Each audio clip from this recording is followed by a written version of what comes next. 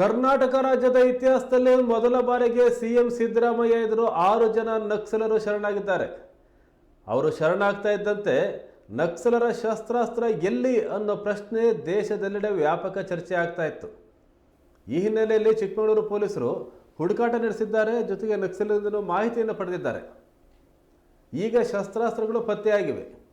ಕೊಪ್ಪ ತಾಲೂಕಿನ ಮೇಗೂರು ಅರಣ್ಯದಲ್ಲಿ ಹೂತಿಡಲಾಗಿದ್ದ AK-56 gun, revolver, ಬಂದೂಕು ಸೇರಿದಂತೆ 6 ಶಸ್ತ್ರಾಸ್ತ್ರಗಳನ್ನು ಚಿಕ್ಕಮಗಳೂರು ಪೊಲೀಸರು ಜಪ್ತಿ ಮಾಡಿದ್ದಾರೆ.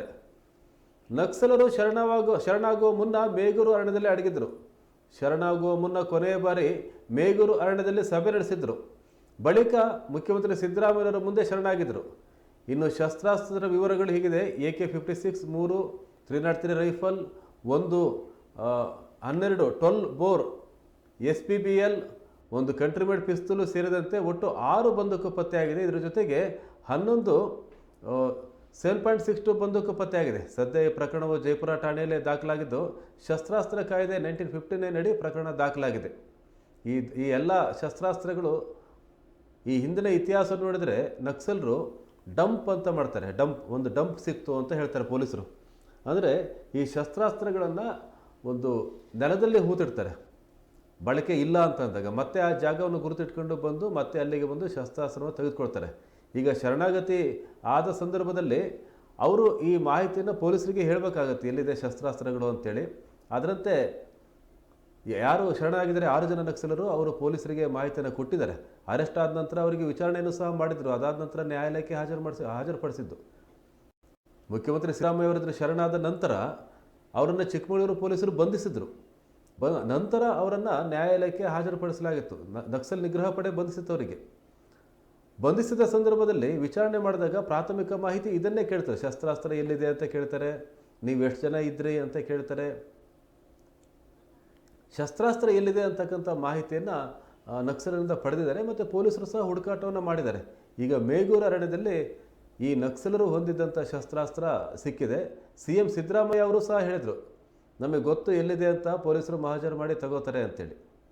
ಹಾಗಾಗಿ ಈಗ ನಕ್ಸಲರ ಬಳಿ ಇದ್ದಂಥ ಶಸ್ತ್ರಾಸ್ತ್ರಗಳು ಈಗ ಪತ್ತೆಯಾಗಿದೆ.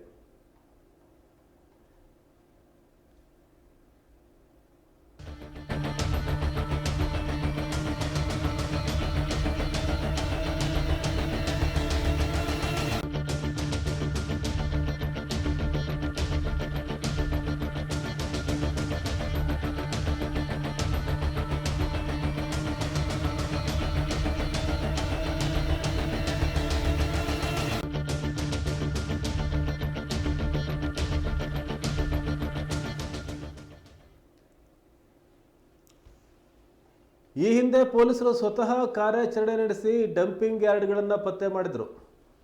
ದೊಡ್ಡ ಮಟ್ಟದ ಶಸ್ತ್ರಾಸ್ತ್ರ ಸಂಗ್ರಹಗಳು ಈ ಹಿಂದೆಯೂ ಸಹ ಪತ್ತೆಯಾಗಿದೆ. ಅಂದರೆ ಒಬ್ಬ ನಕ್ಸಲ್ ಅರೆಸ್ಟ್ ಆದರೆ ಅಥವಾ ಒಬ್ಬ ನಕ್ಸಲ್ ಸರೆಂಡರ್ ಆದರೆ ಅವರಿಂದ ಮಾಹಿತಿಯನ್ನು ಪಡಿತಾರೆ. ಮಾಹಿತಿದಾರರು ಮಾಹಿತಿ ಇಲ್ಲದೇ ಇಡೀ ಕಾಡಲ್ಲಿ ಎಲ್ಲ ಕಡೆ ಗುಂಡಿ ತೆಗೆದು ಜಾಲಾಡಲಿಕ್ಕೆ ಆಗೋದಿಲ್ಲ ಎಲ್ಲಿದೆ ಅಂತೇಳಿ. ಬಟ್ ಮಾಹಿತಿ ಬೇಕಾಗುತ್ತೆ, ಇಂಥ ಜಾಗದಲ್ಲಿ ಅಂತ ಗೊತ್ತಾಗಬೇಕಾಗತ್ತೆ. ಇಡೀ ಕಾಡಲ್ಲಿ ಎಲ್ಲಿದೆ ಅಂತೇಳಿ ಇಡೀ ಕಾಡನ್ನು ಅಗದು ನೋಡೋಕ್ಕಾಗೋದಿಲ್ಲ. ಹಾಗಾಗಿ ನಕ್ಸಲರು ಏನು ಮಾಹಿತಿಯನ್ನು ಕೊಟ್ಟಿದ್ದಾರೆ ಮತ್ತು ಪೊಲೀಸರು ತಮ್ಮ ಮಾಹಿತಿದಾರರಿಂದ ಯಾವ ಮಾಹಿತಿಯನ್ನು ಪಡೆದಿದ್ದಾರೆ ಆ ಮಾಹಿತಿ ಆಧಾರದ ಮೇಲೆ ಚಿಕ್ಕಮಗಳೂರಿನಲ್ಲಿ ಮೇಗೂರು ಬಳಿ ಈ ಶಸ್ತ್ರಾಸ್ತ್ರಗಳು ಪತ್ತೆಯಾಗಿದೆ.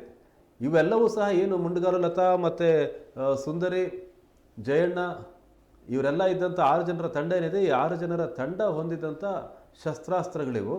ಈ ಶಸ್ತ್ರಾಸ್ತ್ರಗಳು ಈಗ ಪತ್ತೆಯಾಗಿದೆ. ಪೊಲೀಸರು ಮಹಾಜರು ಮಾಡಿ ವಶಕ್ಕೆ ಪಡೆದಿದ್ದಾರೆ. ಸಿದ್ದರಾಮಯ್ಯ ಅವರು ಸಹ ಇದೇ ಮಾತನ್ನು ಹೇಳಿದರು.